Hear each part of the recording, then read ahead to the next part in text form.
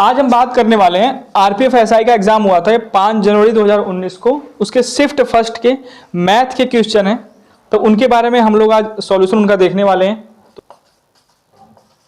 हम मैथ के सारे क्वेश्चंस देखने वाले हैं। पहला क्वेश्चन है हमारा, जैसा आपको स्क्रीन पर दिख रहा होगा।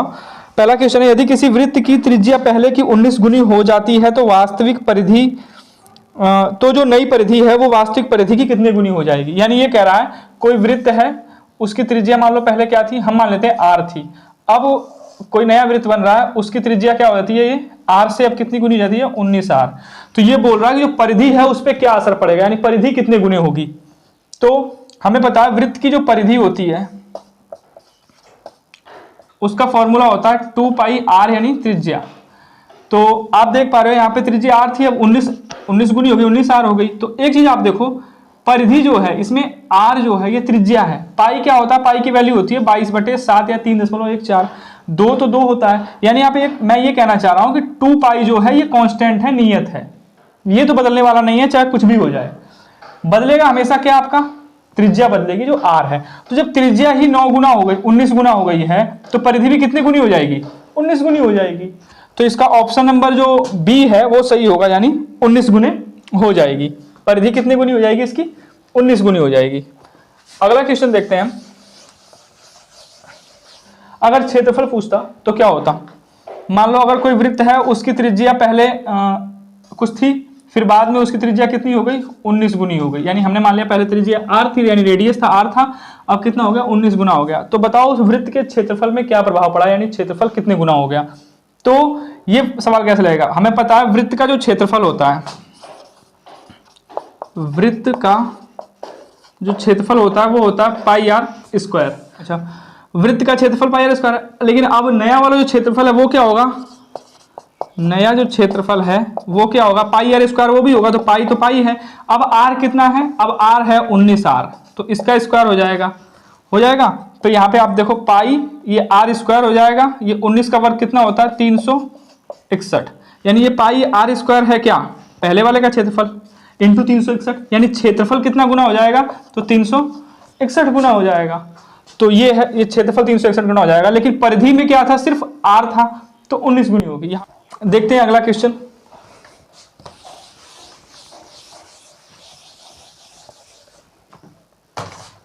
अगला सवाल है हमारा, किसी वस्तु को 440 रुपए में बेचने पर उसी वस्तु को 1000 रुपए में बेचने पर प्राप्त होने वाले लाभ का 60% हानि होती है, उस वस्तु का क्रय मूल्य ज्ञात कीजिए।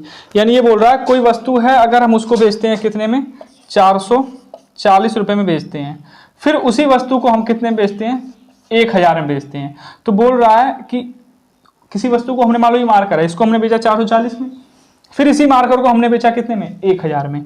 तो ये बोल रहा है 1000 में बेचने पे जो हमें लाभ प्राप्त हुआ है, वो लाभ इतने रुपए में बेचने पे जो हानि हुई है ना, उसका 60% है। तो सबसे पहले हम कुछ तो ये पूछा है क्रय मूल्य क्या होगा, तो हम मान लेते हैं जो क्रय मूल्य है यानी सीपी है उसे हम x मान लेते हैं। क्रय मूल्य कितना है, x है। तो ये बोल रहा है कि 440 में हमने इस मार्कर को मान लो हमने कितने में खरीदा था, x रुपए में। तो बोल रहा है कि इस मार्कर को हमने 440 में बेचा, ठीक है, फिर कितने में बेचा, 1000 में बेचा। ऐसा ही कोई मार्कर था, उसको हमने 1000 में बेचा, इस मार्कर का दाम कितना है, x रुपए है। एक आदमी को हमने बेचा कितने में, 440 में, ठीक है। अगला कस्टमर आया, उसको हमने बेचा कितने में, 1000 में। तो बोल रहा है कि जो 1000 में बेचा हमने, तो इस 1000 बेचने पे क्या होता है, हमें लाभ होता है। क्या बोल रहा है, लाभ होता है। और ये जो लाभ है ना, इस लाभ का 60% है क्या, इतने रुपए में बेचने पे जो हमें हानि हुई है। यानी इतने रुपए में बेचने पे जो हमें हानि हुई है, वो हानि 60% के बराबर है किसके, इतने रुपए में बेचने पे जो हमें लाभ हुआ है। अगर मान लो कोई 10 रुपए की वस्तु है और उसे हम 12 रुपए में बेचेंगे तो लाभ होगा, 5 रुपए में बेचेंगे तो हानि होगी। तो जो हानि हुई है हमें, तो हानि हुई है, इसका मतलब इसका दाम क्या है, क्रय मूल्य से कम है, यानी x माइनस 440 हो जाएगा। ये हानि होगी, हानि क्या होगी, x माइनस 440। ये लाभ है, यानी इसमें से क्रय मूल्य घटाएंगे तो इतने रुपए का लाभ होगा, और इस लाभ का 60%, कितना परसेंट, 60% इस हानि के बराबर है।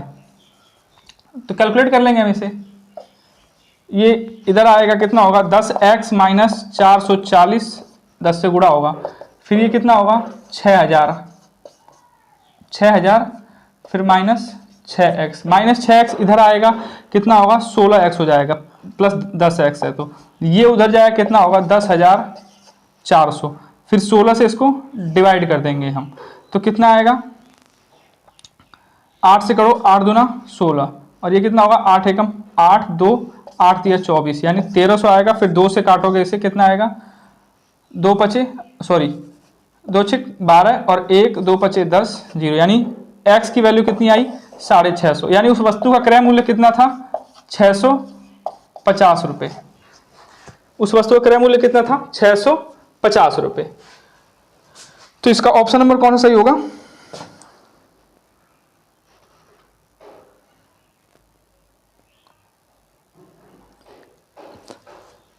650 रुपये। तो इसका ऑप्शन नंबर ए सही होगा। अगला क्वेश्चन देखते हैं अब।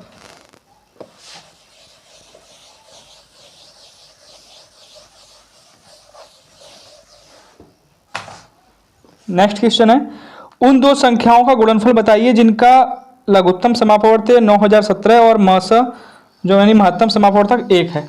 तो ये बोल रहा है कि कोई दो उन संख्याओं का गुणनफल पूछा है, दो संख्याएं उनका गुणनफल बताओ जिनका एलसीएम 9017 और जो एचसीएफ है वो कितना है 1 है।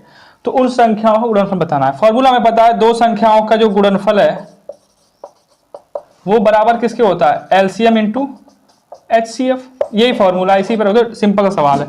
तो गुणनफल पूछा है तो एलसीएम कितना है 9017, एचसीएफ कितना है 1 है यानी गुणा करोगे कितना आएगा 9017 यानी दोनों संख्याओं का गुणनफल कितना होगा 9017 होगा। इसका ऑप्शन नंबर कौन सा सही होगा तीसरा सही होगा, ऑप्शन नंबर सी सही होगा। नेक्स्ट क्वेश्चन है 84 लीटर के मिश्रण में दूध और पानी का अनुपात 3:4 है। यदि इस अनुपात को 3:5 यानी 3:5 में बदल दिया जाता है तो मिश्रण में अतिरिक्त पानी लीटर में उसकी मात्रा बतानी है पानी की यानी एक्स्ट्रा जो पानी मिलाया गया है। तो देख लेते हैं इस सवाल को भी हम।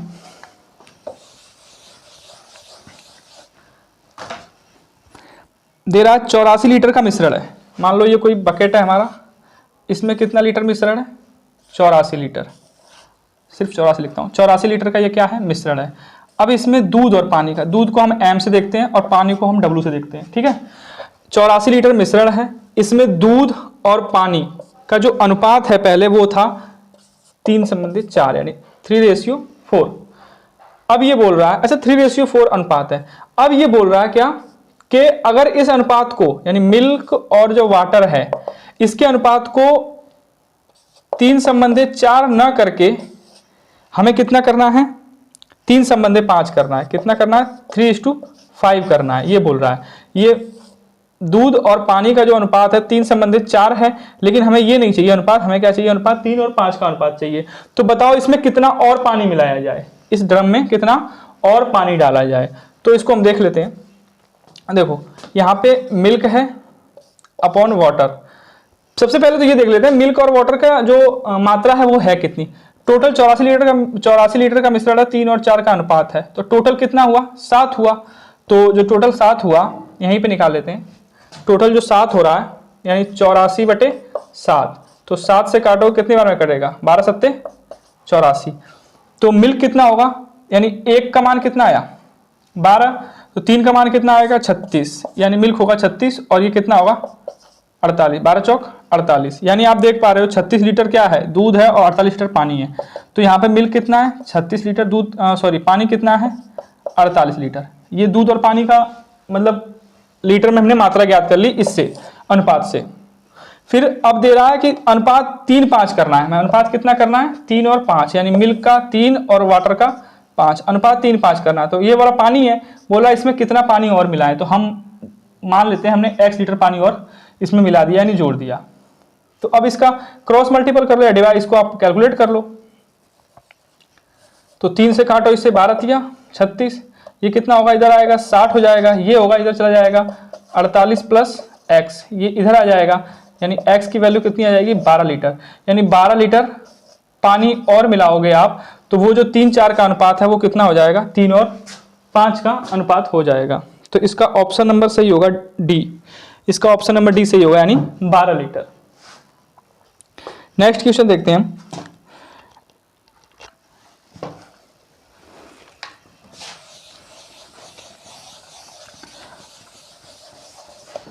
अगला है मॉर्टिन ने अपने वेतन का 13% नेत्रहीन लोगों के लिए, अच्छा मॉर्टिन नाम कोई आदमी है, वो अपने वेतन का 13% देता है किसको, नेत्रहीन लोगों का एक संस्थान है उनको दे देता है 13%। मान लो वो, अच्छा मॉर्टिन कमाएगा कितना, मॉर्टिन का जो वेतन होगा वो तो हमें पता है कितना होगा, अपने आप में 100% होगा, ये बात तो पता ही है हमें। 13% किसको देता है, नेत्रहीन संस्थान को, कोई संगठन है। अपने वेतन का 12% देता है अनाथालय वालों को, अनाथालय। फिर 14% दे देता है शारीरिक रूप से जो विकलांग लोगों के लिए काम कर रहे संस्थान हैं, यानी विकलांग लोगों के लिए जो संस्थान काम कर रहा है उनको दे रहा है 14%। फिर अपने वेतन का 16% दे रहा है डॉक्टरल सहायता संस्थान के लिए। अच्छा, फिर बोल रहा है कि शेष जो राशि बच रही है उसकी जो शेष राशि बच रही है वो है 42,750 रुपये अभी उसके पास बच रहे हैं। ठीक है, तो बोल रहा है 42,700 रुपये जो शेष राशि है बैंक में मासिक खर्च के लिए जमा कर, अपने मंथली खर्च के लिए वो इतने रुपए जमा कर देता है बैंक में। फिर बोल रहा है अनाथालय में दान की गई राशि ज्ञात कीजिए, यानी अनाथालय में जो उसने राशि दान की यानी 12%, ये 12% की वैल्यू आपको निकालनी है। तो सिंपल सा सवाल है, टोटल कमाई है 100%, देखो टोटल कमाई है 100%, 13% नेत्रहीन वालों को दिया, 12% अनाथालय जो संस्थान है उनको दिया, 14% विकलांग संस्थान को दे दिया, 16% डॉक्टर सहायता केंद्र जो है उनको दे दिया, शेष बचा इतना वो बैंक में जमा कर दिया, अपना खर्चा वर्चा चलाएगा उससे। तो सीधा सीधा हम जोड़ लेते हैं ना कि कितना परसेंट इसने दान किया है। तो आप देख पा रहे हो 6, 4, 10, 2, 12, 3, 15, 15 का एक हासिल होगा, 2, 3, 4, 5, यानी 55% तो वो दान कर रहा है। क्या कर रहा है, 55% वो दान कर रहा है। तो जो 55% दान कर रहा है, कमा कितना रहा होगा 100%, उसमें से 55% दान कर दिया, तो शेष कितना बचा होगा उसके पास, तो शेष बचा होगा कितना 45%। परसेंट में तो 45 बचा है, लेकिन उसके पास रकम कितनी है 42,750, यानी ये 45% किसके बराबर है, 42,750 के बराबर है। लेकिन पूछा क्या है हमसे, अनाथालय में उसने कितना दान किया, तो 12% दान किया है, तो यही 12% निकालना है। जब 45% इतने के बराबर है तो 1% कितने के बराबर होगा, 42,750 बटे 45% के बराबर होगा 1%, लेकिन निकालना कितना है 12%, तो यहाँ पे 12% निकाल लो। 12% निकालोगे तो 42,750 बटे 45, 12 से गुणा कर दोगे, बस आ गया। 5 से इसे काट दो, 5 से काटोगे 9 बार में, इसे 5 से काटोगे 5 अट्ठे 40, 2 27, 5 पचे 25, 5 पचे 25, 0। फिर ये 3 से काटो, 3 तिया 9, 3 चौक 12, फिर इसे 3 से काट दो आप, इसे 3 से काटोगे कितना आएगा, 3 दूना 6, 2 3 अट्ठे 24, 3 पचे 15, 0, ये आ गया इंटू 4, तो ये कितना आएगा 4 0 0, 4 पचे 20, 4 अट्ठे 32, 33 34, 4 दूनी 8 3 11, यानी 11,400 रुपये। यानी अनाथालय में कितना दान कर रहा है, 11,400 रुपये वो दान कर रहा है। कैलकुलेशन है और कुछ नहीं है यहाँ पे। 11,400 रुपये वो क्या कर रहा है, दान कर रहा है अनाथालय में।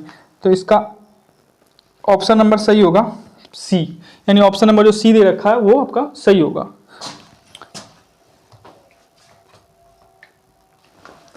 अगला क्वेश्चन है हमारा, देखते हैं अभी।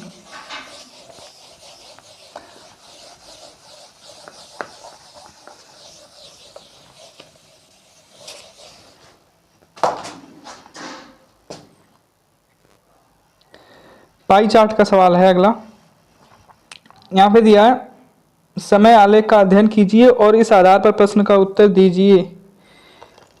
एक प्रकाशन कंपनी की 5 शाखाओं में 2010 से 11 के 2 क्रमिक वर्षों में पुस्तकों की बिक्री 1000 रुपये में दी गई है। 2010 में सभी शाखाओं के लिए बिक्री का औसत 1000 में ज्ञात कीजिए। यानी 10 और 11 के डाटा दे रखे हैं, 2010 का पूछा है बस। तो जो ग्रीन वाला है वो 2010 का, और ग्रीन में जो लाइनिंग है, जो लाइनिंग वाला है वो 2011 का डाटा है। 5 शाखाएं दे रखी हैं, C1 C2 C3 C4 C5। 2010 में सभी शाखाओं के बिक्री का औसत ज्ञात करना है 1000 में, ठीक है। तो 2010 वाला कौन सा है, जो ग्रीन है एकदम, जो आपके कॉलम एकदम ग्रीन दिख रहे हैं, वो 2010 वाले हैं। तो C1 में कितना है, देखो C1 में आप देख पा रहे होंगे, C1 में है 45, C2 में है कितना 78, C3 में कितना है 68, C4 में आप देख रहे होंगे 57 और C5 में कितना है 91। तो ये औसत पूछा है इनका, तो औसत क्या होगा, योगफल बटे संख्या। तो योगफल कितना होगा 8 8 16 5 21, 21 और 7 28 और 1 29, 9 2 आएगा, 2 और 9 11, 11 5 16, 16 6 22, 22 7 29, 29 4 33। तो आपका आ जाएगा योगफल तो आ गया, औसत पूछा है सबका, तो औसत होगा 339, योगफल हो गया और 5 है ये, तो 5 से इसे डिवाइड कर दो आप, कितना आएगा 5 छक 30 और 3 बचेगा 39, 5 सत्ते 35 और 4 5 अट्ठे 4 यानी 67.8। 1000 में पूछा तो 67.8 जो है आपका, यानी ऑप्शन नंबर बी जो है वो सही होगा। यही औसत होगा पांचों कंपनियों का 2010 में 67.8। यानी आपको जोड़ के, यानी योगफल, औसत का फॉर्मूला क्या होता है योगफल बटे संख्या। तो योगफल हमारा कितना आ गया 339 आ गया, और संख्या कितनी है 1 2 3 4 5, 5 कंपनियां हैं तो 5 आ गया, डिवाइड किया तो कितना आ गया 67.8। नेक्स्ट है क्वेश्चन,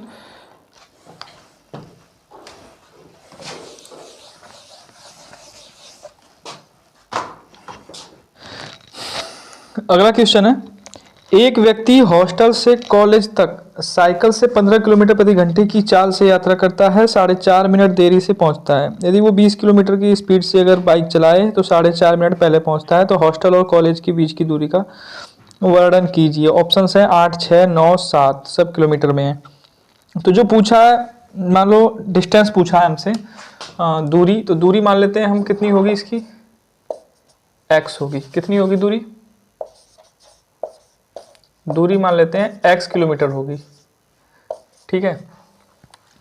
अब यहाँ पे दिया है कि 15 की स्पीड से जाता है तो 4.5 मिनट देरी से पहुंचता है, और अगर 20 की स्पीड से जाए तो 4.5 मिनट पहले पहुंचता है। तो समय बराबर क्या होता है,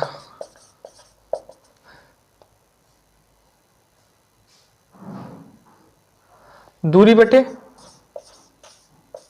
चाल, समय बराबर होता है दूरी बटे चाल। तो समय बराबर होता है दूरी बटे चाल। तो पहले जब आपका पहले जा रहा है वो 15 की स्पीड से जा रहा है, तो उस दूरी को उस टाइम को मान लेते हैं t1। तो जब 15 की स्पीड से जा रहा है, दूरी कितनी जा रहा है x किलोमीटर ही जा रहा होगा, चाल कितनी है 15 किलोमीटर प्रति घंटे, तो समय कितना लगा होगा t1 समय लगा होगा।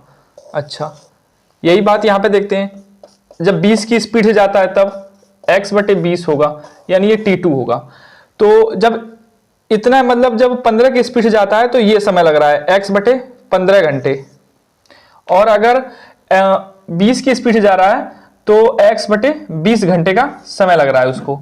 तो ये बोल रहा है कि जब 15 की स्पीड से जाता है तो 4.5 मिनट देर से जाता है, लेकिन 20 की स्पीड जाता है 4.5 मिनट पहले पहुंचता है। तो इन दोनों के बीच का डिफरेंस निकाल लेते हैं हम।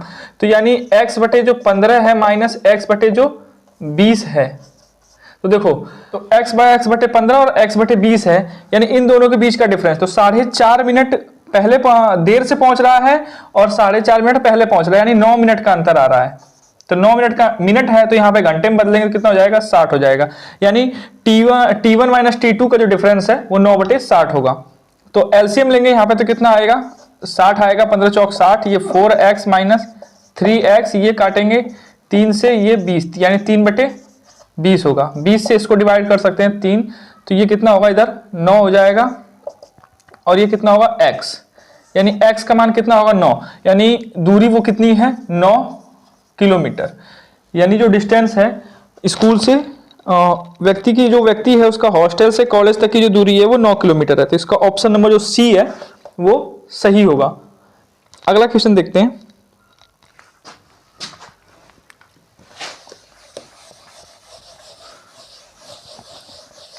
ये सारे आरपीएफ एसआई में पूछे गए सवाल हैं, ज़्यादा टफ सवाल नहीं पूछे गए हैं, बस नॉर्मल सवाल पूछे गए हैं। आपको कैलकुलेशन थोड़ी फास्ट रखनी है। अगला है, एक बॉक्स में 3 अलग अलग प्रकार के पुराने सिक्के हैं 3, 5, 7 के अनुपात में। कोई बॉक्स है, यहाँ पे कोई बॉक्स है आपका, बड़ा सा बना देते हैं, ये बॉक्स है, इसमें सिक्के हैं 3, 5 और 7 के अनुपात में। 3, 5, 7 के अनुपात में सिक्के हैं।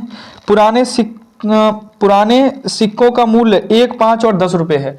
यानी ये जो सिक्के हैं ये 1 रुपए के हैं, और ये जो सिक्के हैं 5 रुपए के हैं, और ये वाले जो सिक्के हैं वो कितने हैं, 10 रुपए के हैं। यानी 3, 5, 7 का अनुपात है, 1, 5 और 10 रुपए के सिक्के हैं। यदि बॉक्स में रखे सिक्कों की कुल कीमत 686 रुपए है, 10 रुपए के सिक्कों की संख्या बताइए। और ये बोल रहा है कि जो बॉक्स में टोटल पैसा है, कुल रकम, कुल जो रकम है वो कितनी है, 686 रुपए। कुल रकम है 686 रुपए। तो आप देख पा रहे हो 1-1 रुपए के हम मान लेते हैं, जैसे x, जैसे ये जो है आपका अनुपात है, इसको हम मान लेते हैं एक निश्चित संख्या में बदल देते हैं। 1-1 रुपए के 3 सिक्के हैं, तो मान लेते हैं हम 3x, x से गुणा कर देंगे सब में, x से हम सब में क्या करेंगे, गुणा कर देंगे। तो 1-1 रुपए के 3 सिक्के होंगे तो कितने हो जाएंगे, 3x। 5-5 रुपए के 5x सिक्के होंगे तो कितने हो जाएंगे, 25x, प्लस ये कितने हो जाएंगे, 70x। ये टोटल पैसा होगा। ये टोटल पैसा किसके बराबर है, 686 रुपए के बराबर है। तो कितना होगा, इसको ऐड करेंगे तो 70 और 20 90 और 98, यानी 98x बराबर कितना होगा, 686। तो x की वैल्यू कितनी आ जाएगी, 686 बटे 98। 2 से काटेंगे, 2 चौक 8, 2 9 18, और ये 2 तिया 6, 2 चौक 8, 2 तिया 6।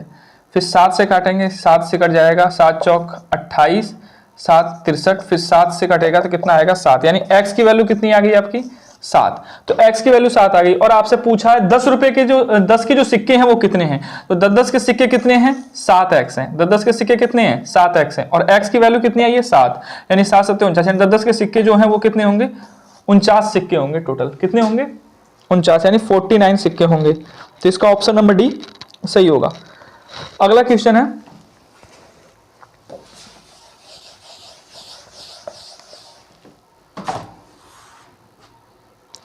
%8 की वार्षिक दर पर साधारण ब्याज पर 7600 रुपए का निवेश किया था। यानी रेट है 8%, 7600 रुपए साधारण ब्याज में निवेश किए जाते हैं। 5 वर्ष के बाद राशि वापस ले ली गई और कुल राशि का आधा हिस्सा शेयर बाजार में लगा दिया गया, तो शेष राशि बताइए। तो सिंपल सा सवाल है, 7600 रुपए है, 8% की रेट से दे रहा है। 5 साल के बाद आधी राशि शेयर मार्केट में लगा रहा है, तो जो आधी राशि है वो बतानी है आपको। यानी मूलधन है 7600, रेट है 8%, 5 साल के लिए दे रहे हैं, तो यही होगा आपका, ये आपका क्या होगा, ब्याज होगा, यानी सिंपल इंटरेस्ट होगा। तो कितना होगा, 8 × 40, यानी 76 × 40। तो जो ब्याज है वो कितना होगा आपका, 4 × 6 = 24, और 4 × 7 = 28, और 2 = 30। यानी सिंपल ब्याज कितना होगा, 3040 रुपए। यानी अमाउंट जो मिश्र धन है आपका वो कितना हो जाएगा, 7600 और 3040। तो कितना होगा, 0 4 6 और 10, 10,640 रुपए होगा टोटल। लेकिन इसमें से आधा जो पैसा है वो कहाँ, शेयर बाजार में जा रहा है, तो आधा चला जाएगा शेयर बाजार में, तो आधा बचेगा। तो आधा कितना होगा, 2 × 5 = 10, 2 × 3 = 6, 2 × 2 = 4, यानी 5320 रुपए जो है वो शेष बचेंगे। इसका ऑप्शन नंबर डी सही होगा। अगला फिर पाई चार्ट का सवाल है ये।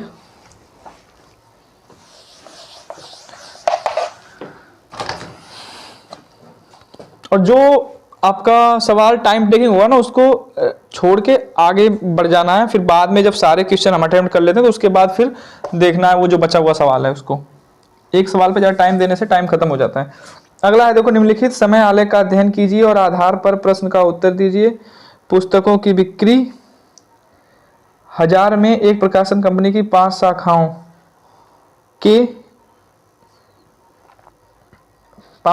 के 2010 और 2011 की 2 क्रमिक वर्षों में दी गई है। शाखा C2 के दोनों वर्षों में कुल बिक्री, C2 के दोनों साल की कुल बिक्री और शाखा C4 के दोनों वर्षों कुल बिक्री का अनुपात निकालना है। यानी C2 और C4 का अनुपात निकालना है। C2 और C4 का अनुपात निकालना है दोनों वर्ष का, यही सवाल है आपका।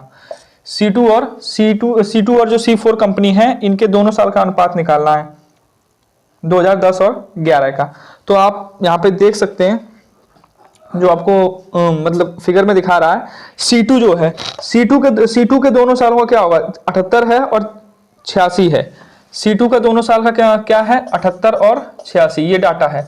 C4 का दोनों साल का क्या है, 57 84, 57 प्लस 84, यही अनुपात निकालना है। 6 8 6 14, 9 7 16, 4 है, 7 4 11, 9 5 14, तो ये 164 अपॉन 141 आएगा। तो ये डिवाइड होगा नहीं, तो इसका ऑप्शन नंबर सी आपका सही होगा, 164 अपॉन 141। अगला क्वेश्चन देखते हैं।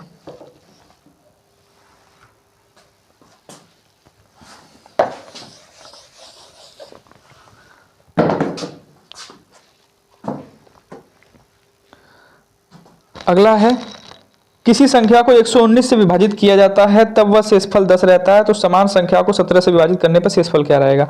कोई संख्या है, मान लो x है, उसको 119 से आप विभाजित करते हो तो शेषफल जो है आपका वो बता रहा है, शेषफल कितना बच जाता है, 10 बच जाता है। फिर बोल रहा है कि 17 से विभाजित करेंगे तो क्या बचेगा, तो 119 से डिवाइड किया 10 शेषफल बचा, तो मान लेते हैं 10 इसमें जोड़ देते हैं, मान लेते हैं संख्या कितनी रही होगी, 129 रही होगी। फिर उसको 17 से डिवाइड करोगे, कितने से डिवाइड कर रहा है, 17 से डिवाइड करोगे तो शेषफल क्या बचेगा। तो देखो 17 से डिवाइड करोगे तो 17 से देखो 119 कटेगा, 17 सत्ते 119 होता है, 17 से 119 डिवाइड हो जाता है। फिर भी अगर 8 बार ले जाओगे तो फिर भी 10 से तो ज्यादा ही है ना 17, यानी फिर भी क्या होगा, 10 ही शेषफल बचेगा आपका। तो इसका ऑप्शन नंबर डी सही होगा, यानी 10।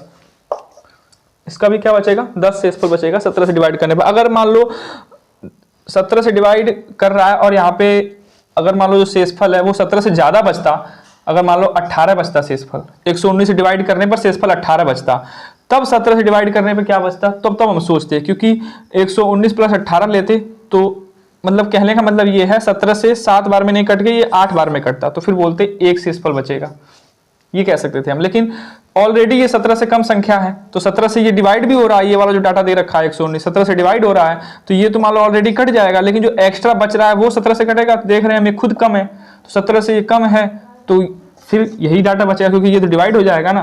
तो जो संख्या होगी 119 प्लस 10 होगी 129, तो 17 सत्ते 119 कर देंगे हम, फिर भी 10 बचेगा, इसीलिए इसका ऑप्शन नंबर डी सही होगा, यानी 10 ही बचेगा। अगला है, नेक्स्ट सवाल है,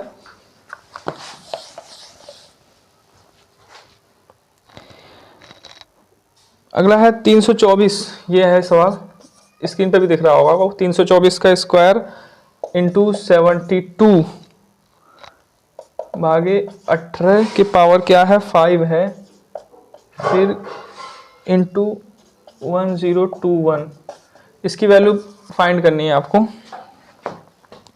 हाँ, इसकी वैल्यू फाइंड करनी है आपको। तो यहाँ पे देखो, पहले इन दोनों को हल करेंगे हम।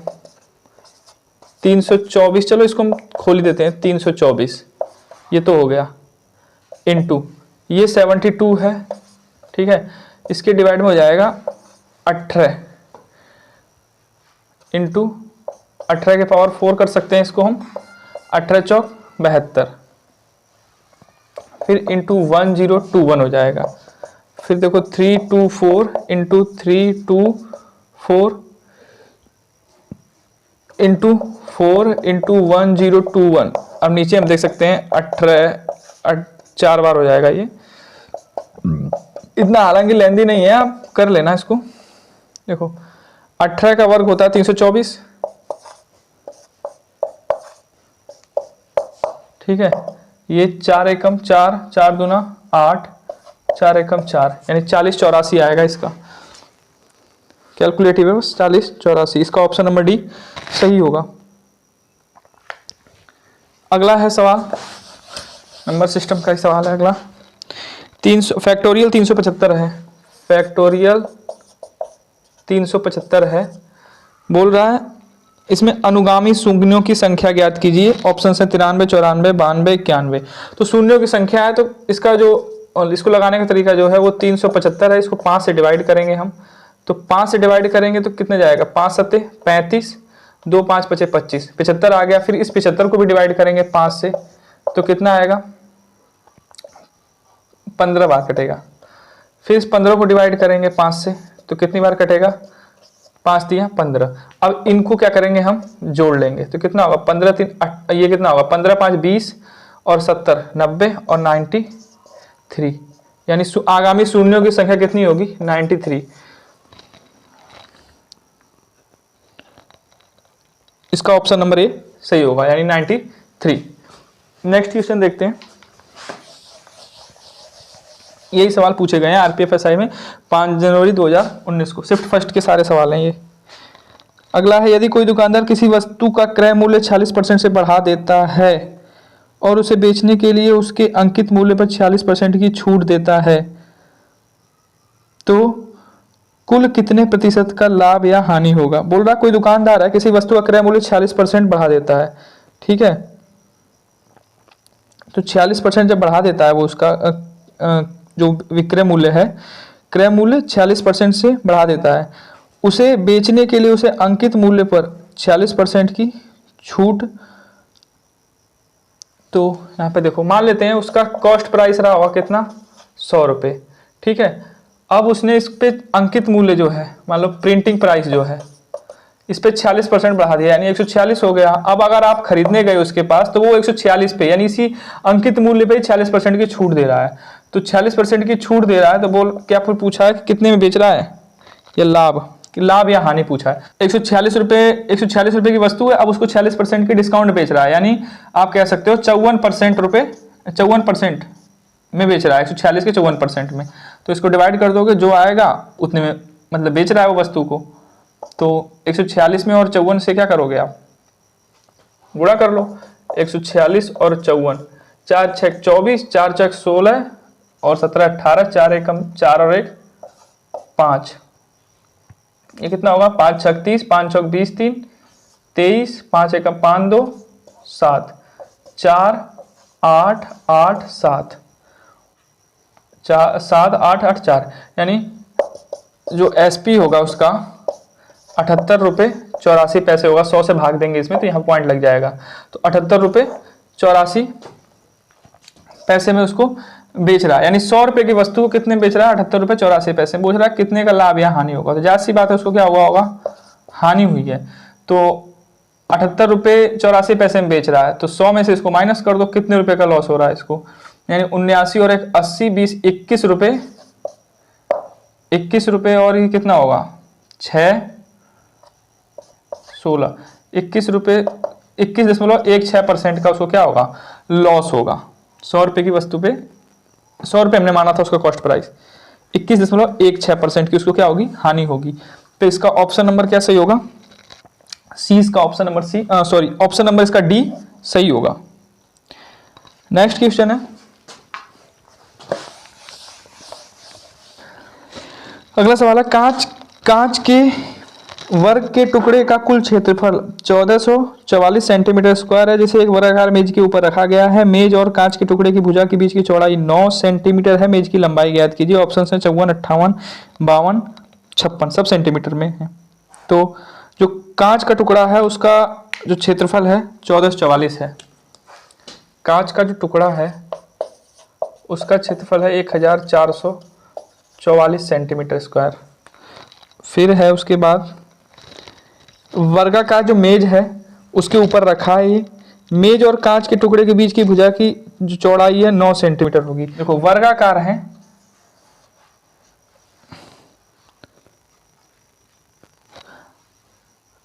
ये कांच के वर्ग का टुकड़ा है, वर्गाकार कांच का टुकड़ा है, इसका क्षेत्रफल है 1444 और एक वर्गाकार मेज पर ही रखा है। ये एक वर्गाकार मेज पर रखा है। मान लो ये वर्गाकार मेज है, लग तो नहीं रही है वर्गाकार लेकिन मान लेते हैं।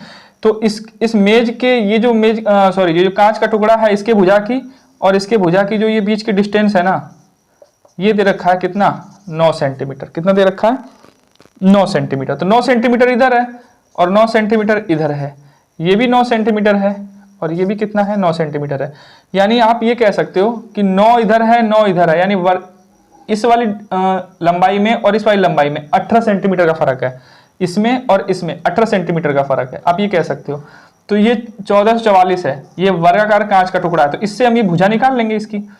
तो 1444 किसका वर्गमूल होता है, तो 1444 किसका वर्गमूल होता है, 38 का। किसका वर्गमूल होता है ये 1444, ये 38 का वर्गमूल होता है। यानी ये जो भुजा है ये कितनी है, 38। जब ये 38 है और ये 9 ये 9, यानी फिर ये कितनी होगी, 9 + 9 यानी 18, 38 और 18।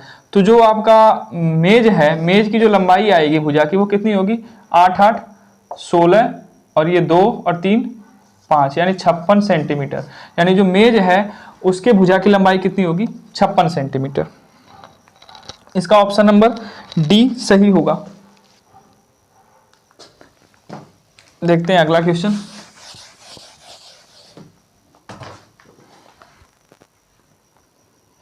दो 204 मीटर लंबे पुल को पार करने में एक ट्रेन 57 सेकंड समय लेती है। एक सिग्नल बोर्ड पार करने में 23 सेकंड लेती है। ट्रेन की लंबाई बताए। तो ट्रेन की लंबाई हम मान लेते हैं, जो ट्रेन है उसकी लंबाई हम क्या मान लें, x मान लेते हैं। चलो किसमें बताना है, मीटर में ना। हम मान लेते हैं ट्रेन की लंबाई कितनी है, x मीटर। ठीक है, ट्रेन 57 सेकंड का समय लेती है पुल को पार करने में। तो हमने लंबाई क्या मान ली इसकी, x मीटर मान ली। लंबाई क्या मान ली, x मीटर। तो फॉर्मूला होता है चाल बराबर दूरी बटे समय। अच्छा, चाल बराबर दूरी बटे समय। चलो पुल पार करने में कितनी दूरी चलेगी, तो पुल पार करने में पुल की दूरी के बराबर 204 मीटर है ना दूरी, पुल की दूरी और ट्रेन खुद अपनी लंबाई इतनी दूरी कवर करेगी। समय ले रही है कितना, 57 सेकंड। तो ये चाल है। अच्छा, फिर अगर किसी बोल रहा है अगर किसी पोल को पार करेगी, किसी पोल को पार करेगी तो वहां पे क्या होगा, चाल बराबर क्या होगा, दूरी बटे समय। तो पोल को पार करेगी या खंबे को पार करेगी किसी, तो वहां पे कितनी दूरी कवर करेगी, अपनी लंबाई के बराबर। और उसकी लंबाई कितनी मानी है हमने ट्रेन की, x।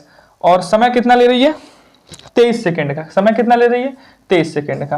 तो ये वाली चाल और ये वाली चाल आपस में बराबर ही होगी, क्योंकि ये भी उसी ट्रेन की चाल है, ये भी उसी ट्रेन की चाल है। ठीक है, एक बार वो पुल को पार कर रही है, एक बार किसी खंबे को पार कर रही है। तो ये दोनों चालें क्या आपस में बराबर हैं। वो ट्रेन तो वही है, चाल भी वही, स्पीड भी वही होगी। तो ये दोनों डाटा भी आपस में क्या होगा, बराबर होगा। यानी 204 + x बटे 57 बराबर x बटे 23। ठीक है, फिर यहाँ पे क्रॉस मल्टीपल होगा तो इधर हो जाएगा 204 × 23 + 23x बराबर 57x।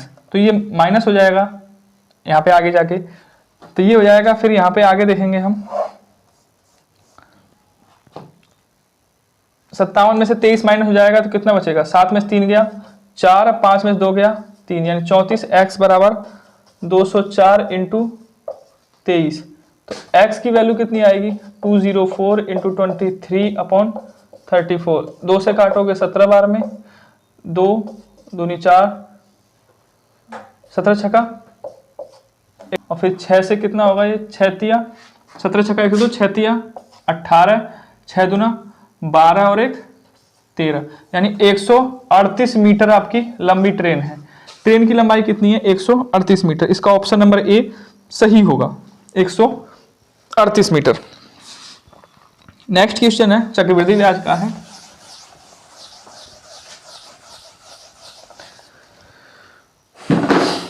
किसी चक्रवृद्धि ब्याज की दर पर एक राशि 4 वर्षों में 3 गुना होती है, कितने वर्षों में खुद की 2187 गुना हो जाएगी, 87 गुना हो जाएगी।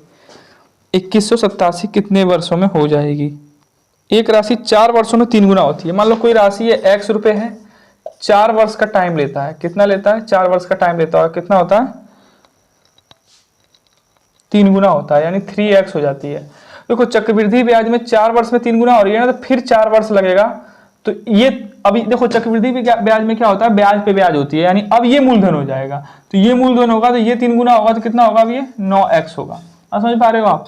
तो जो 2187 गुना पूछा है हमसे, कितना पूछा है, 2187 गुना कितने समय होते हैं। 3 से डिवाइड कर लो इसको आप, क्योंकि 3 गुना हो रही है ना, तो 3 से डिवाइड करेंगे। 3 7 21 और 3 दूना 6, 3 9 27, फिर 3 से करो, 3 दूना 6, 3 चौक 12, 3 तिया 9, फिर 3 से करो, 3 8 24 1, 3 से करो 27, 9, 3, फिर 1।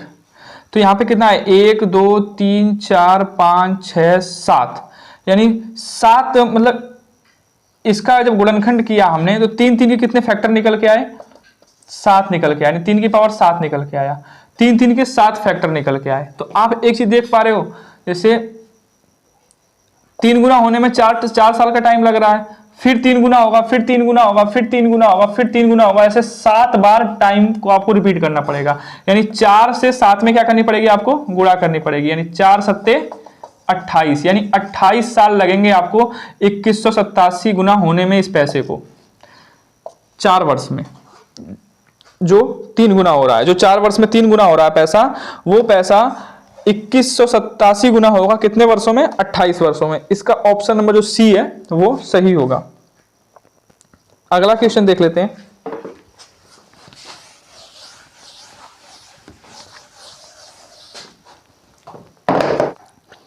एक व्यक्ति जमीन पर बने एक समबाहु त्रिभुज की सतह पर 16 किलोमीटर प्रति घंटे, 24 किलोमीटर प्रति घंटे, 12 किलोमीटर प्रति घंटे की गति से यात्रा करता है। पूरी यात्रा की औसत गति बतानी। समबाहु त्रिभुज ऐसा कोई ट्रैक है, बोल रहा है ऐसा कोई ट्रैक है, ये समबाहु त्रिभुज टाइप का ट्रैक है, ठीक है। समबाहु त्रिभुज क्या होता है, जिसकी तीनों भुजाएं क्या आपस में हो, बराबर हो। तो मान लो ये वाली भुजा भी ए है, ये वाली भुजा भी ए है, ये भी ए है, ये यहां से, चलो इसका नाम रख देते हैं कुछ एक्स वाई जेड, ये जो कोने हैं इनका नाम है कॉर्नर का, और ये भुजा भी जितनी है उतनी ये उतनी ये, मतलब समबाहु त्रिभुज है।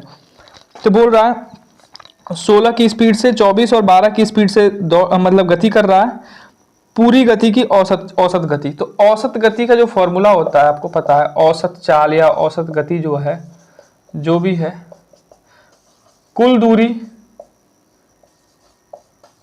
बटे में कुल समय, ये औसत चाल का फॉर्मूला होता है, कुल दूरी बटे में कुल समय।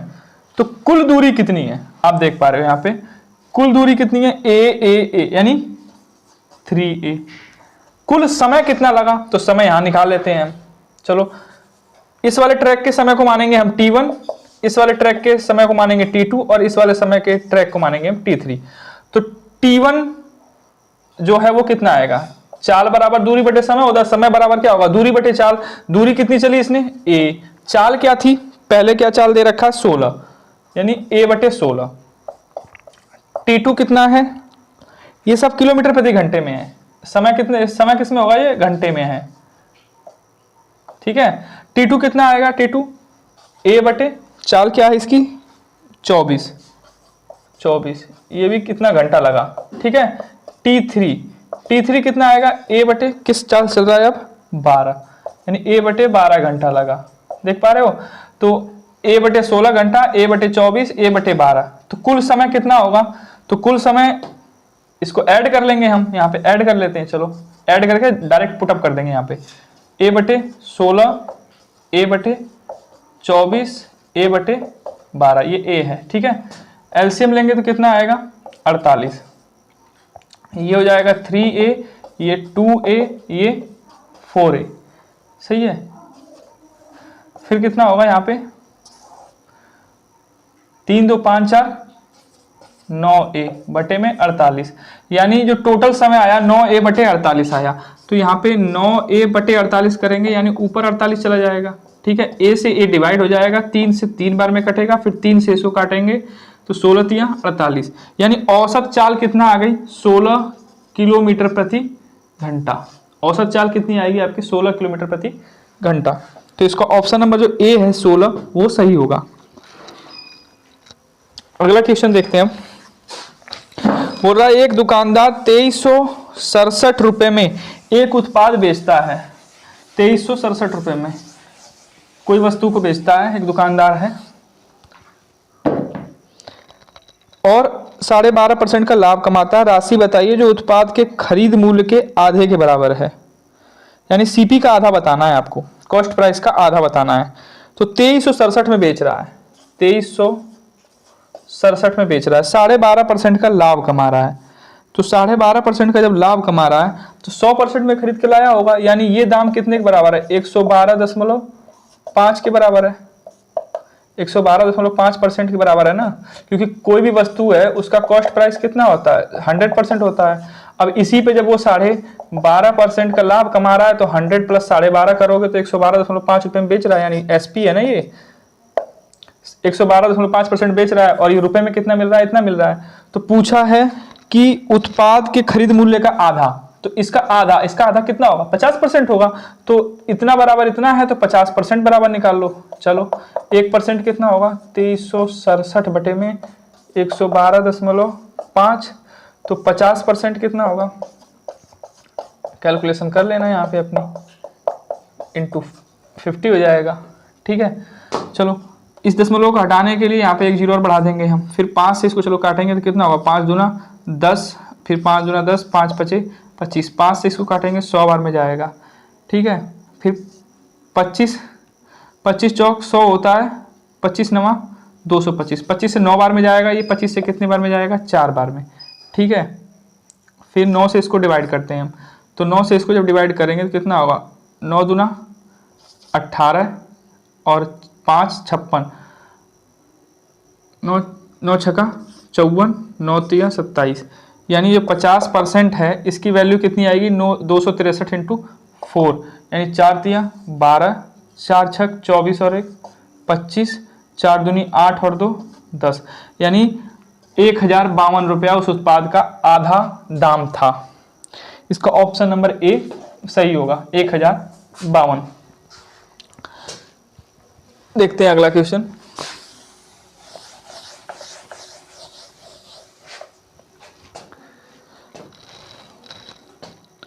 आमिर ने 4 बच्चों के बीच 875 उपहार बांटे, पहले बच्चे का हिस्सा दूसरे बच्चे के 2 गुना, तीसरे बच्चे के, देखो 4 बच्चों के बीच 875 उपहार है। देखो टोटल जो उपहार है ना, वो उसके टोटल जो गिफ्ट है वो कितने हैं, 875, बच्चे कितने हैं, 4 हैं।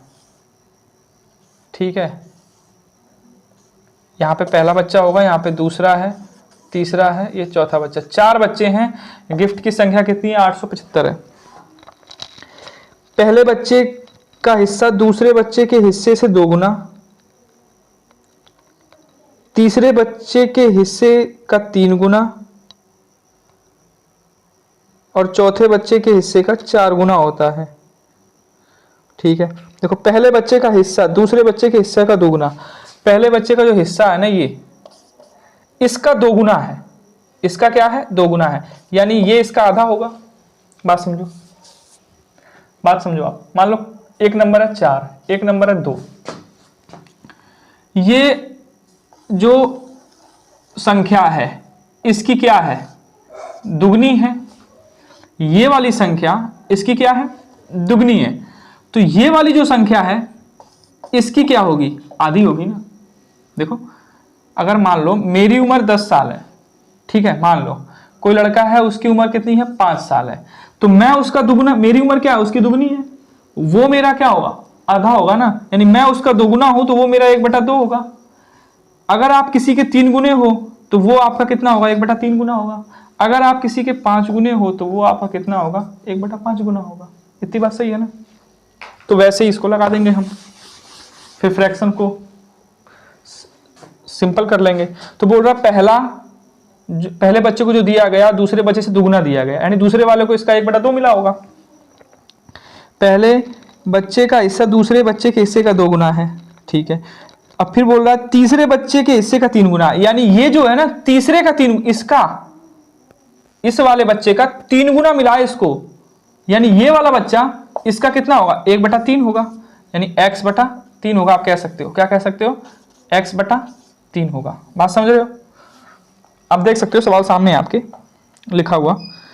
फिर बोल रहा है चौथे बच्चे के हिस्से का 4 गुना है, इसको जो मिला है इसका ये जो है डाटा ना 4 गुना है। ठीक है, इसका ये डाटा 4 गुना है, तो फिर ये इसका कितना होगा, 1/4 होगा, यानी x/4 होगा। ठीक है, बस इतना सही दिमाग लगाना, सवाल लग गया आपका। अब इसको रेशियो में अनुपात में बदल लेंगे हम। बोल रहा पहले और दूसरे बच्चे को प्राप्त कुल उपहारों का योग, पहले और दूसरे का ये ना कि तीसरे, पहले और दूसरे बच्चे, यानी इन दोनों के उपहारों का कुल योग पूछा है आपसे। ठीक है भाई, तो पहले हम निकाल लेते हैं। देखो यहाँ पे 2 3 4 है, तो एलसीएम कितना होगा इसका, आप देख सकते हो एलसीएम कितना होगा, 12 मान लें, चलो 12 एलसीएम होगा। तो 12 से सब में गुणा करेंगे तो ये तो 12x हो जाएगा, इसमें 12 से गुणा करोगे तो ये कितना हो जाएगा, 6x हो जाएगा, 2 छक्का 12। फिर इसमें 12 से गुणा करोगे तो ये कितना हो जाएगा, 4x हो जाएगा, इसमें 12 से गुणा करोगे कितना हो जाएगा, 3x हो जाएगा। हमने 12 एलसीएम लिया इन सब का, और फिर क्यों लिया, क्योंकि ये सिंपल में बदल जाएगा, ठीक है ना, सिंपल फ्रैक्शन हो जाएगा। तो इन दोनों का योगफल पूछा है, तो उससे पहले सारा निकाल लेते हैं। तो 12 6 18, 18 और 4 22, 22 3 25, यानी टोटल कितना होगा 25x, कितना होगा 25x, और ये टोटल 25x है, लेकिन है कितना 875। तो x की वैल्यू कितनी हो जाएगी 875/25। लेकिन पूछा क्या है, पहले और दूसरे का योगफल का। तो पहले और दूसरे का योगफल कितना है, 12 6 18, यानी हमको निकालना कितना है 18x निकालना है। कितना निकालना है 18x। तो इधर 18 से गुणा हुआ तो इधर भी क्या होगा 18 से गुणा होगा। तो 25 से काटोगे, 25 दूना 50, 30 37 बचेगा।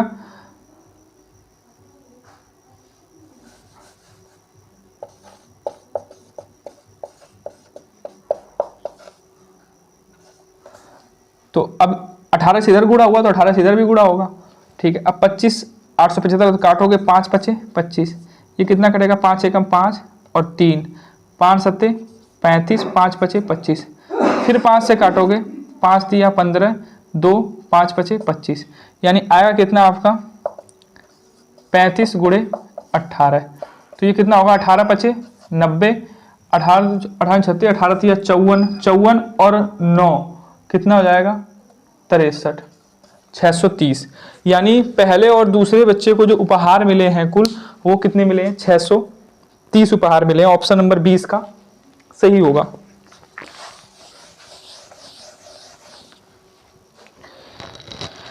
नेक्स्ट क्वेश्चन है, एक उपहार बॉक्स में 10 चूड़ियां हैं। एक उपहार बॉक्स में क्या है 10 चूड़ियां हैं।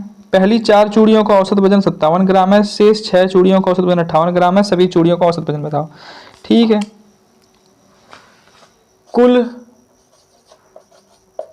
जो चूड़ियां हैं, कुल चूड़ियों की संख्या कितनी है 10 है, ठीक है। अब इसमें से 4 और 6, 4 जो चूड़ियां हैं इनका औसत वजन है 57 ग्राम, ठीक है। औसत वजन क्या है 57 ग्राम, आपको पता है औसत बराबर क्या होता है योगफल बटे में संख्या, यही होता है ना। तो इन 4 का औसत कितना है 57 है, योगफल कितना होगा ये तो हमें पता ही नहीं है। संख्या कितनी है इनकी 4 है, तो पहली 4 का योगफल हमें निकालना होगा। यहां से पहली जो 4 है तो 57 × 4 कर देंगे तो 4 7 28, 4 5 20 और 2 22, यानी पहली जो 4 चूड़ियां हैं उनका वजन कितना है 228 ग्राम है ना, 228 ग्राम। अच्छा, अब बाकी जो 6 चूड़ियां बची हैं इनका योगफल हम डायरेक्ट योगफल निकाल लेते हैं, जैसे इसको निकाला है यहां से देखते हैं।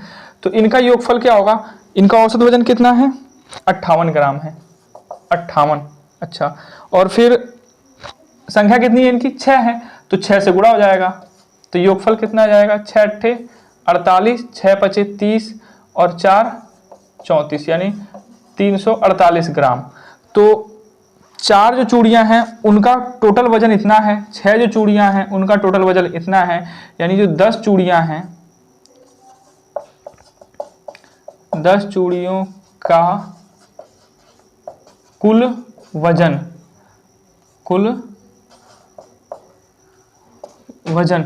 कितना होगा, इन दोनों को ऐड कर देंगे 8 8 16, 5 और 2 7, 3 और 2 5, यानी 576 ग्राम कुल वजन होगा। तो 10 चूड़ियों का हमें अब क्या निकालना है औसत निकालना है। क्या निकालना है औसत। तो योगफल कितना हो गया 576 ग्राम, और संख्या कितनी है, क्योंकि औसत बराबर क्या होता है योगफल बटे संख्या, तो योगफल इतना हो गया।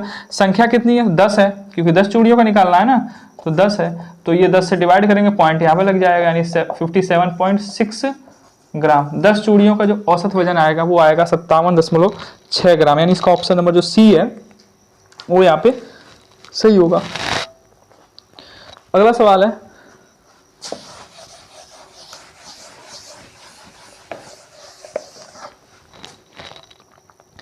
एक बॉक्स में रखी गई 71 नोटबुक का औसत वजन 7.1 किलोग्राम है, जबकि एक नई नोटबुक बॉक्स में रखी जाती है तो औसत वजन 7.2 किलोग्राम हो जाता है। नई नोटबुक का वजन निर्दिष्ट कीजिए। 71 नोटबुक का 77.1 किलोग्राम है। अच्छा, औसत वजन है 70.1। योगफल हमें पता नहीं है, बुक कितनी है 71, तो योगफल कितना हो जाएगा उनका, सारी बुकों का जो वजन है वो कितना हो जाएगा 71 इंटू 7.1 होता है 50, 41 पॉइंट लग जाएगा यहाँ पे, यानी 504.1 किलोग्राम, 504.1 किलोग्राम है ना, किलोग्राम टोटल वजन हो जाएगा जो 71 नोटबुक हैं आपकी।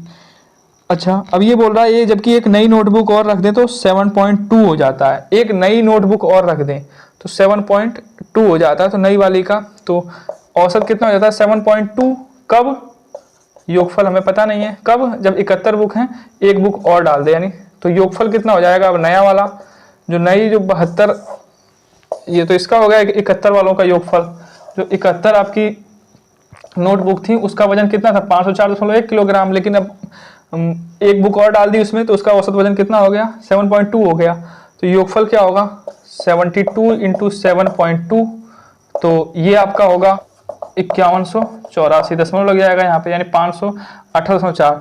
तो पूछा है नई वाली जो नोटबुक है उसका वजन कितना होगा, तो ये जो वजन आया ये 12 पुस्तकों का वजन है और ये 11 पुस्तकों का वजन है, तो नई वाली जो पुस्तक है उसका वजन कितना होगा, इसमें से इसको माइनस कर देंगे, तो नई वाली जो पुस्तक है माइनस कर देंगे हम, तो कितना होगा 51, 8.4, 504.1, तो ये कितना होगा 341, यानी 14.3 किलोग्राम की जो नई वाली पुस्तक है उसका वजन कितना है 14.3 किलोग्राम, यानी ऑप्शन नंबर जो ए है इसका वो सही होगा। अगला क्वेश्चन देखते हैं।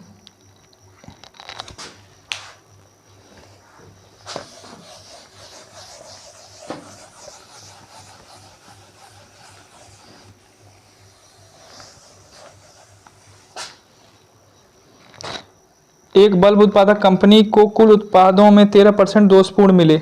ठीक है, कोई बल्ब बनाने वाली कंपनी है, टोटल जो प्रोडक्ट था उसमें 13% जो है वो खराब बल्ब मिले उसको। अच्छा, गैर दोषपूर्ण उत्पादों की कुल संख्या 4959 है, तो कुल दोषपूर्ण उत्पादों की संख्या, गैर दोषपूर्ण का मतलब ये है जो ठीक ठाक हैं, जो ठीक ठाक उत्पाद हैं वो हैं 4959, तो बोल रहा है जो खराब उत्पाद है उनकी संख्या बताओ। ठीक है, तो जो भी प्रोडक्ट रहा होगा वो तो 100% रहा होगा, उसमें से 13% तो फेल मिल गया इसको, तो बाकी सही कितने मिले, तो 100 में से जब 13 घटाओगे तो सही कितने होंगे 87% जो है वो क्या है एकदम सही प्रोडक्ट है, क्या है वो आपके एकदम सही बल्ब है, क्या है गैर दोषपूर्ण जिसे बोल रहा है वो, यानी सही बल्ब है। ठीक है, अब बोल रहा है लेकिन संख्या में कितने हैं ये 4959, यानी परसेंटेज में है 87%, तो 87% इतने के बराबर है। तो फिर पूछा है आपसे दोषपूर्ण उत्पादों की संख्या, दोषपूर्ण कितने हैं 13%, तो 87% इतने के बराबर है, 13% निकाल लो, तो 13% कितने के बराबर होगा 4959 बटे में 87, एक आएगा फिर यहाँ पे 13 से गुणा होगी, तो हमने डाइट कर दिया यहाँ पे 13, तो यहाँ पे आप देख सकते हो 3 से काटो इसे, 3 दूना 6, 2 3 9 27, फिर 3 एकम 3, और ये कितना हो जाएगा 3 6 18, 3 5 15, 3 3 9। ठीक है, देखो 16 53 गुणे 13 करोगे 21,489, और 29 से जब इसमें भाग दोगे आप आएगा 741, यानी दोषपूर्ण बल्ब हैं उनकी संख्या कितनी है 741 बल्ब ऐसे हैं जो खराब हो गए, और सही बल्ब कितने हैं आपके 4959। तो जो इसका ऑप्शन नंबर सी है वो क्या होगा आपका सही होगा। अगला है नेक्स्ट क्वेश्चन है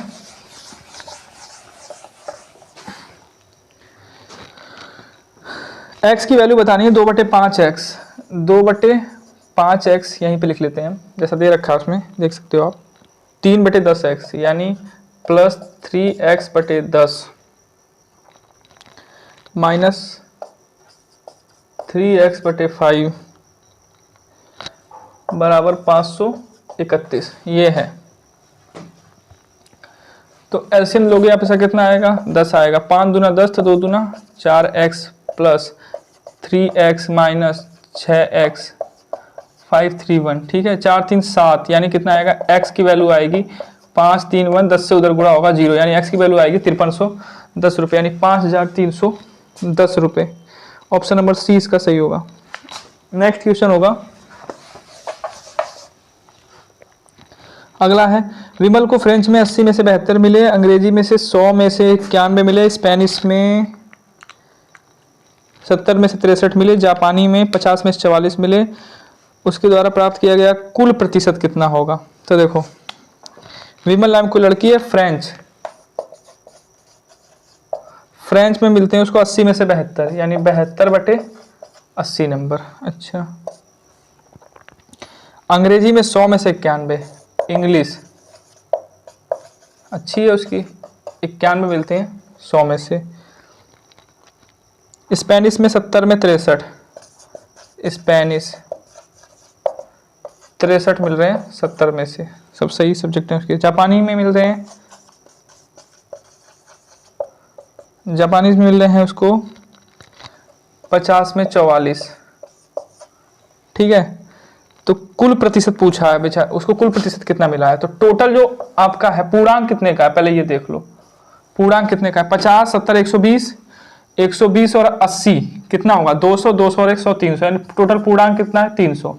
नंबर कितने मिले, 2 1 3 3 3 6 6 4 10 का 0, 1 1 और 7 8 8 8 16 17 17 और 6 23 23 और 4 27। कुल परसेंटेज पूछा है ना यहाँ पे, इसका कुल परसेंटेज।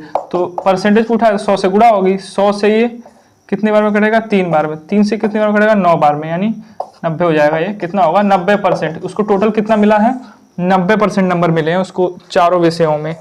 चारों विषयों में उसको टोटल कितना औसत जो उसका है वो कितना है, परसेंटेज 90% है। ऑप्शन नंबर जो इसका डी है वो सही है। अगला देखते हैं,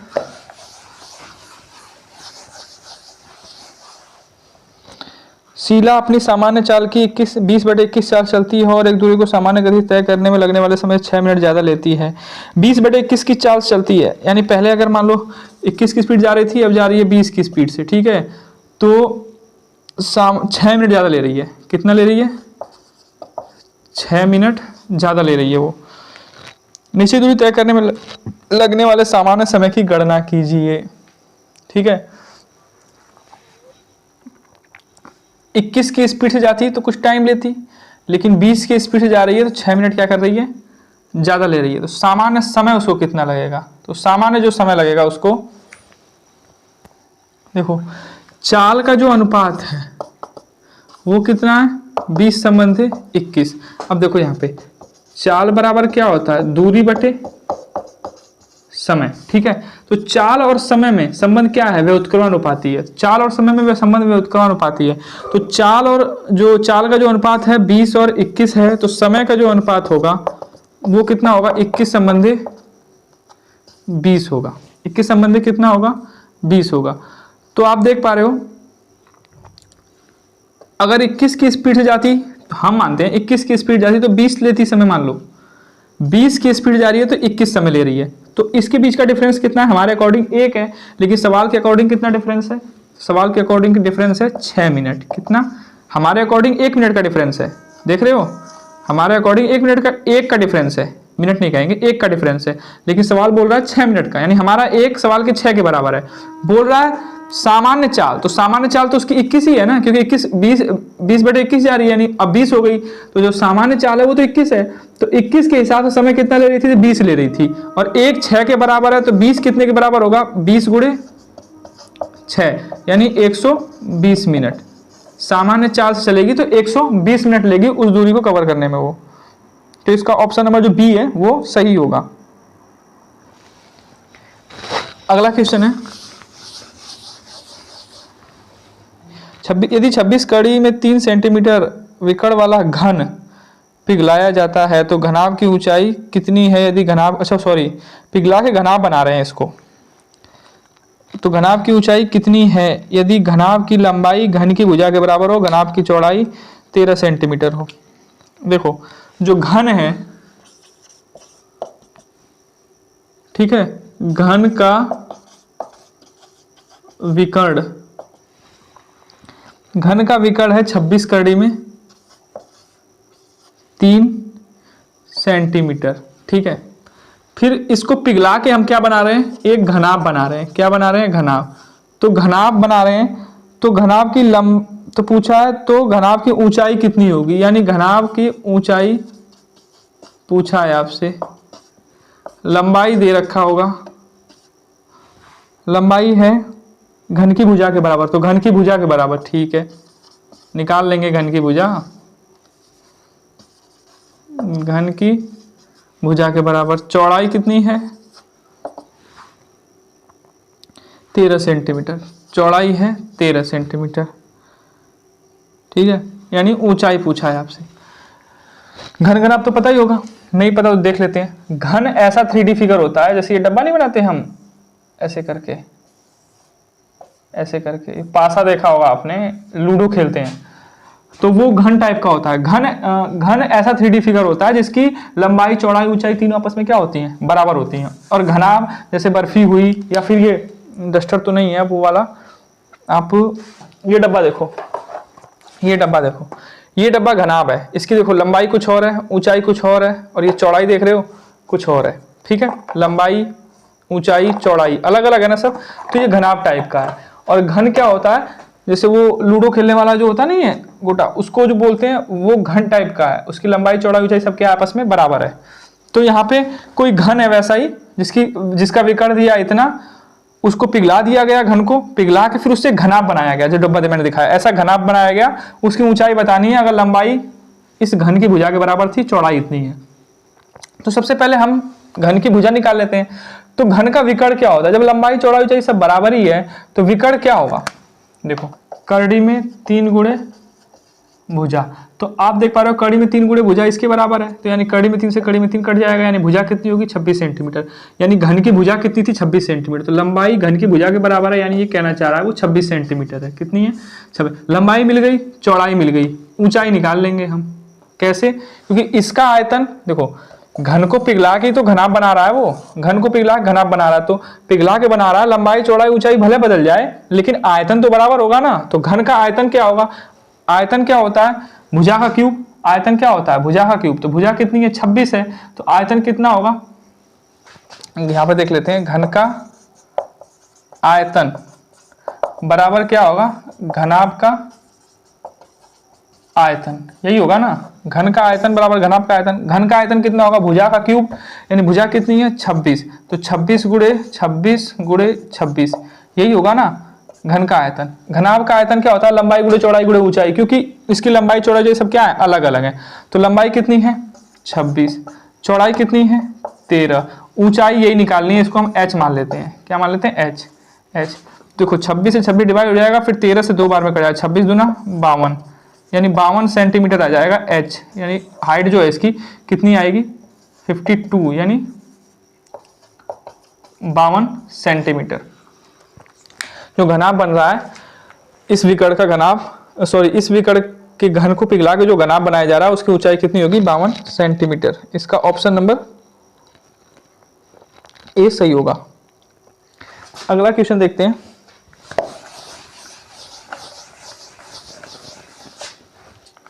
अगला है x की वैल्यू निकालनी है, √441 भागे 21 plus 484 under root into 1 into x, इसकी वैल्यू निकालनी है।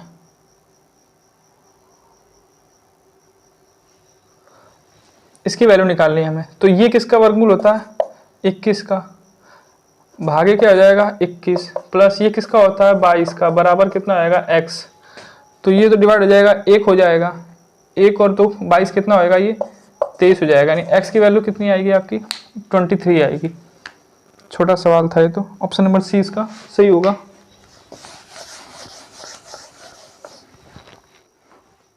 अगला है, किसी कक्षा में उपस्थित छात्रों के बीच 378 मोबाइल फ़ोन कितने तरीकों से समान रूप से साझा किए जा सकते हैं। तो देखो इस टाइप का जो सवाल है ना, ये इसका हमको निकालना होता है अभाज्य गुणनफल।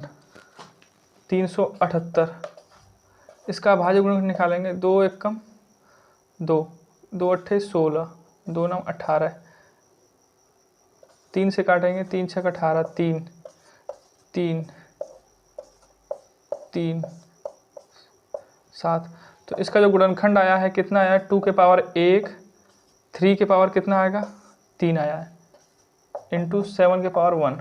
तो जो अभाज्य गुणनखंड है ये, तो ये पूछा क्या है इसमें, कितने तरीक़ों से मोबाइल फ़ोन है कितने तरीक़ों से साझा किए जा सकते हैं। 378 किसी कक्षा में उपस्थित छात्रों के बीच 378 मोबाइल फ़ोन, तो कितने तरीक़ों से साझा किए जा सकते हैं। तो 1 + 1 कर देंगे 2, और ये कितना होगा, एक इसमें जोड़ेंगे 4, इसमें एक जोड़ेंगे कितना हो जाएगा 2, इनका आपस में कर देंगे मल्टीपल, 2 चौक 8 दूना 16, यानी 16 अलग अलग तरीक़ों से 378 मोबाइल फ़ोन को किसी कक्षा में आप बांट सकते हो। तो इसका ऑप्शन नंबर जो बी है वो सही होगा। अगला सवाल है, एक अंग्रेजी आधारित कंपनी में एक सहयोगी परियोजना में 629 पुरुष 629 महिलाएं कर्मचारी हैं। सभी कर्मचारी का औसत उपस्थिति प्रतिदिन 72 कॉल है। पुरुष कर्मचारी द्वारा हर दिन औसत 72 कॉल प्राप्त की जाती है, महिला कर्मचारी।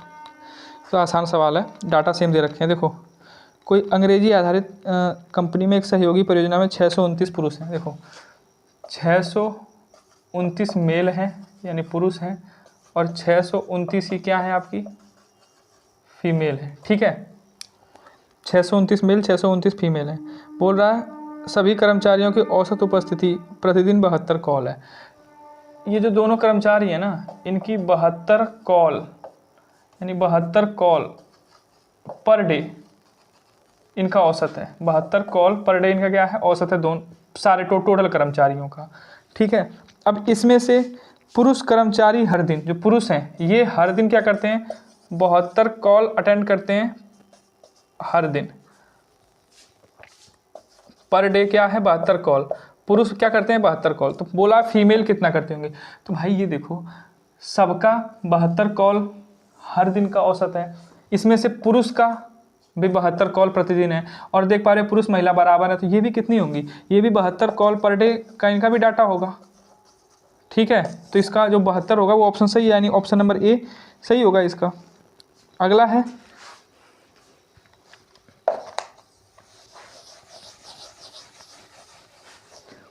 अगला स्टेशन मास्टर ने फैसला किया कि आयताकार डिजिटल बोर्ड की लंबाई, जो आप जैसे स्टेशन मास्टर है उसने कोई डिजिटल बोर्ड है वहाँ पे स्क्रीन वगैरह कुछ दिखाने के लिए होगा, टीवी वगैरह, तो उसने देखा कि डिजिटल बोर्ड है कोई ऐसा, तो उसने यहाँ पे ये देखा डिजिटल बोर्ड की जो लंबाई है 4% बढ़ा दी। लंबाई पहले इतनी थी, फिर उसने क्या किया 4% लंबाई थोड़ी बढ़ा दी। ठीक है, चौड़ाई 6% कम कर दी। चौड़ाई ये थी तो चौड़ाई उसने क्या की 6% कम कर दी, यानी ऐसा हो गया। आयताकार है, आयताकार क्या होता है, आमने सामने भुजा बराबर होती है, तो उसने देख लंबाई उसने 6% बढ़ा दी, 6% इंक्रीज कर दी, और चौड़ाई क्या कर दी, सॉरी लंबाई उसने 4% बढ़ाई है, 4% बढ़ा दी, और चौड़ाई क्या कर दी 6% कम कर दी। तो बोल रहा है कुल क्षेत्रफल में परिवर्तन बताओ। तो ये जो क्षेत्रफल है इसमें और इसमें कुल परिवर्तन बताओ। तो हम मान लेते हैं लंबाई चौड़ाई आयताकार है, चाहे कुछ भी है, हमसे क्या मतलब, हम मान लेते हैं लंबाई चौड़ाई, लंबाई रही होगी 100, चौड़ाई भी कितनी रही होगी 100, तो आपका क्षेत्रफल कितना रहा होगा 10,000। 100 लंबाई 100 चौड़ाई, तो क्षेत्रफल कितना होगा 10,000 प्रारंभ में क्षेत्रफल इतना रहा होगा। अच्छा, नया जो क्षेत्रफल है, नया एरिया जो है, अब बोल रहा है कि 4%, क्या बोल रहा है 4% बढ़ा दिया, तो 100 का 4% बढ़ाओगे तो कितना हो जाएगा 104। अब बोल रहा है जो लंबाई है उसको 6% घटा दिया तो कितना हो जाएगा 94। तो अब इसका गुणा करो, तो 104 94, तो 4 चौक 16, 4 एकम 4, 9 चौक 36, 9 एकम 9, 6 7 7 9, यानी 97 76, कितना आएगा 9776। पहले 10,000 था, 9776 आ गया। कितना कम हो गया देखो आप, 10 में 6 गया 4, 9 में 7 गया 2, 9 में 7 गया 2, और ये कितना बचेगा 9 में 9 गया 0, यानी 224 कम हो गया। 224 कम हो गया किस पे 10,000 पे। परसेंटेज पूछा है तो इंटू 100 कर दो, 2 जीरो से 2 जीरो हटा दो, ये 2 जीरो यहाँ पे लगेगा, यानी 2.24% की क्या होगी कमी हो जाएगी उसके क्षेत्रफल में। उसका जो क्षेत्रफल है नया क्षेत्रफल, उसमें 2.24% की क्या आ जाएगी कमी आ जाएगी। अगला है, यदि निवेश की गई समान राशि पर 2 वर्षों में अर्जित चक्रवृद्धि ब्याज और साधारण ब्याज के बीच का अंतर 76 रुपये है। यदि ब्याज की दरें प्रतिवर्ष 4% है तो निवेश की गई राशि, देखो कोई राशि निवेश की गई, हमें नहीं पता कितनी की गई, 2 वर्षों में अर्जित 2 वर्षों में, ये पहले साल की बात है दूसरे साल की बात है, तो 2 वर्षों में जो अर्जित चक्रवृद्धि ब्याज और साधारण ब्याज के बीच का अंतर है 76 रुपया होगा। देखो यहाँ पे एक डाटा होगा, यहाँ पे एक डाटा होगा, और इसका यहाँ पे निकालोगे तो ये जो है वो 76 रुपये है। कितना है? 76 रुपये है। और बोल रहा है रेट क्या है? 4% है। तो इसका 4% है ना 76 रुपये, तो ये 100% है, तो 4% 76 के बराबर है, तो 100% कितने के बराबर होगा? इसको 4 से डिवाइड करेंगे हम तो कितना होगा? 4 एकम 4, 3, 4 नवा 36, तो कितना होगा? 1900। ये कितना होगा? 1900। तो ये 1900 होगा, तो ये भी कितना होगा? 1900। अब इसका 4% होगा ना, ये इसका 4% ये होगा, तो जब 4% आपका 1900 के बराबर है तो 100% कितने के बराबर होगा? 25 से गुणा हुआ होगा तो 100% हुआ होगा, तो 25 से इसमें भी गुणा करेंगे, 25 0 0, फिर ये आ जाएगा 475, यानी 100% कितने के बराबर होगा? 475, यानी 475 पे 00, यानी 47,500। तो पूछा गया है निवेश की गई राशि, तो निवेश की गई राशि कितनी होगी? 47,500 रुपये। ऑप्शन नंबर 20 का सही होगा। अगला क्वेश्चन देखते हैं। अगला है, हल कीजिए, सरलीकरण का सवाल है। 15.73 प्लस 13.25 प्लस 16.73 माइनस 28.64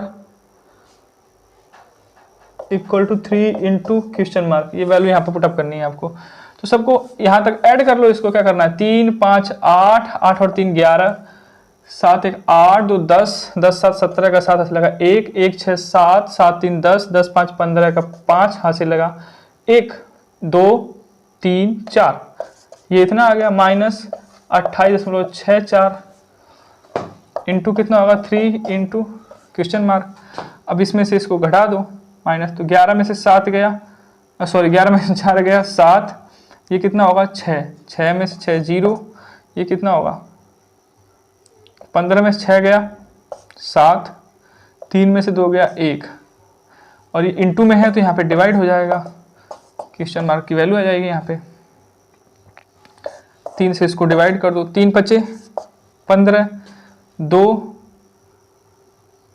20 होगा, 2 20 होगा, 3 6 18, 2 3 9 27, 5.69 आएगा, यानी इसकी वैल्यू कितनी आएगी? 5.69। इसका ऑप्शन नंबर ए सही होगा। अगला है, पाई चार्ट का सवाल है। प्रकाशन कंपनी की 5 शाखाओं 2010 और 11 के 2 क्रमिक वर्षों में दी गई पुस्तकों की बिक्री दी गई है। यहाँ पे आखिरी 2 वर्षों में कंपनी की शाखाओं C1, C3, C5 ने साथ मिलकर कुल कितनी बिक्री की? तो यहाँ पे दिया है C1, C3, C5, आप देख सकते हो चार्ट में दिखा भी रहा होगा, C1 plus C3 plus C5। तो C1 का कितना है? 45 74, 45 प्लस 74, और फिर क्या है? C3, C3 का क्या है? 68 72, 68 72। फिर क्या है आपका? C5, C5 का है आपका 91 78, C5 का क्या है आपका? 91 78। इसी को ऐड करना है और कुछ नहीं है। 5 4 9 9 8 17 17 18 19 20 28 का 8 लगा 2 7 9 18 18 2 25 25 6 31 31 7 38 38 4 42, यानी 428 आएगा इसका। इसका ऑप्शन नंबर सी सही होगा, यानी 428। नेक्स्ट क्वेश्चन देखते हैं, लास्ट है ये इसका। हमीद, क्लेमेंट और गणेश के वेतन का अनुपात 3:5:7 है। देखो हमीद है, क्लेमेंट है और गणेश है, ठीक है। 3:5:7, 3:5:7 का अनुपात है इनका। गणेश को हमीद से 892 रुपये अधिक मिलते हैं, तो क्लेमेंट का वेतन बताओ। यानी क्लेमेंट का वेतन पूछा है आपसे। दिया क्या है, किसको ज़्यादा मिलते हैं, गणेश को हमीद से, ये गणेश है, इसको किससे, हमीद से 892 अधिक मिलते हैं। कितने मिलते हैं अधिक, 892। तो चलो x से गुणा कर लेते हैं, इसको नंबर बना देते हैं 3x 5x 7x। अच्छा ऐसे कितना है, 3x 7x कितना, 4x है ना, यानी 4x ज़्यादा मिलते हैं, तो 4x 892 के बराबर है। पूछा क्लेमेंट का, यानी 5x पूछा है, तो x की वैल्यू कितनी होगी 892 बटे में 4, तो 4 से काटोगे 4 दूना 8, 4 दूना 8, 4 तिया 12, तो 5x कितना होगा 223 इंटू 5, 5 तिया 15, 5 दूना 10 और 1 11, 5 दूना 10 और 1 11, 1115। यानी क्लेमेंट को कितने रुपए मिलते हैं, 1115 रुपये क्लेमेंट को मिलते हैं। ऑप्शन नंबर 20 का सही होगा। तो ये थे हमारे आरपीएफ एसआई में जो पूछे गए थे 5 जनवरी 2019 को शिफ्ट फर्स्ट के मैथ के क्वेश्चन थे ये। मिलते हैं अगली वीडियो में।